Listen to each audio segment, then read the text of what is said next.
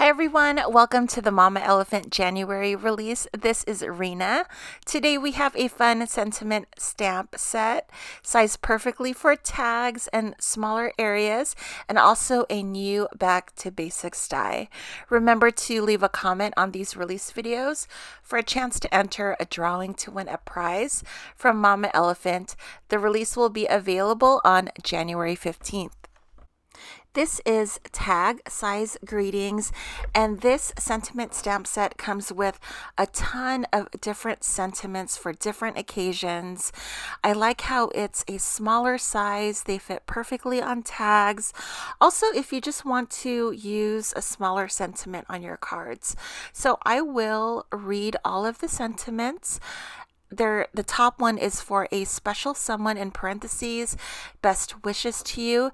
Hip hip hooray, big huge congrats. Happy wishes. You're so sweet. Handmade especially for you. That would be really cute. Stamped behind a card. Special delivery. Welcome, sweet new baby. Just a note. You're simply the best. Good luck. Hello, friend. Happy birthday to you. You're a really great friend. Good vibes only. You can always count on me. So very thankful for you. Sending love and happiness. Love, laughter, and happily ever after. Thank you for everything. Sending you lots of hugs because you're amazing. And the last one is, I'm so thankful you're in my life. My favorite one is surprisingly welcome, sweet new baby. I don't know how many times I've needed something for like a baby shower card, or a baby thing or a baby event, and I didn't have a sentiment. So I think I like that one the most because it's very utilitarian and I would totally use it in real life. This die is the B2B, which is Back to Basics Rectangles, and it is a collection of 12 different sized rectangles that you can use as mats for your cards. You can use it as openings for your shaker cards, and it also comes with a tiny little tag die in the middle. The largest die will cover an A2 sized card front, and they progressively proportionally get smaller. No images on today's stamp set, but I did want to make a card using a lot of the different sentiments. So I thought I would pair this stamp set up with the Everyday Monkeys, which is also releasing on January 15th. I'm coloring these images using Copic Markers. I'll have the Copic marker colors down below.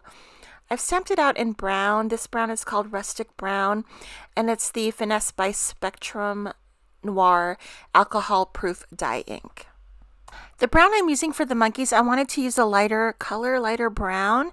So this one I used E42 and E43. It's kind of just like a more cool tone brown, but I like the lighter color of it. And these ones blend nicely for me, so I also like using it for that reason. I'm throwing in a little R20 for the blush.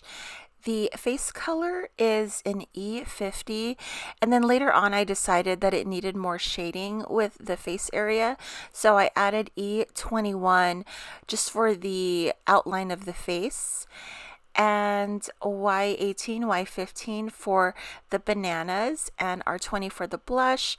I think I laid down the blush first and then I put the skin over it. I just wanted to see if that blended the blush out a little bit better.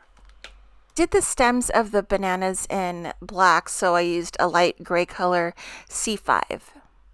Here's a closer look at the B2B Back to Basics Rectangles die set.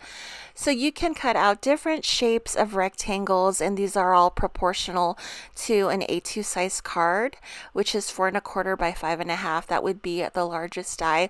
I've just cut out a few pieces here, and you can, this is like a really nice craft room basic. I love having an A2 size cover die. I always use them for my cards. There's what the little tag looks like. You can use these for mats. different openings that you want to make for shaker cards. So they're really nice, and you can, make your own frames if you layer them on top of each other.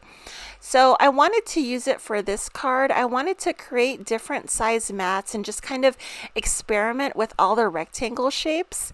With these types of die sets, I typically only use the largest one for the card front, but I thought it would be fun to experiment with like the different mats and see all the different ways that you can use them. So I decided to cut out 3 of the smaller ones and ink blend them with some Distress Oxide ink.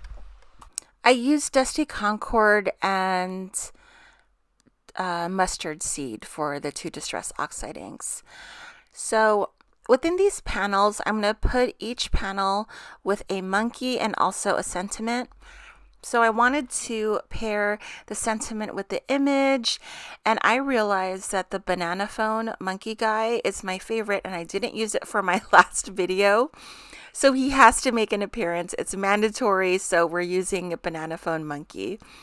I'm just placing the images on the mats just so I can get an idea of where I want to stamp out the sentiments. So I chose "Hello friend, you're the best," and also "sending you lots of hugs." So I thought those 3 went well with each other. I like how there's variation in the font. I like how it's mixed up like that.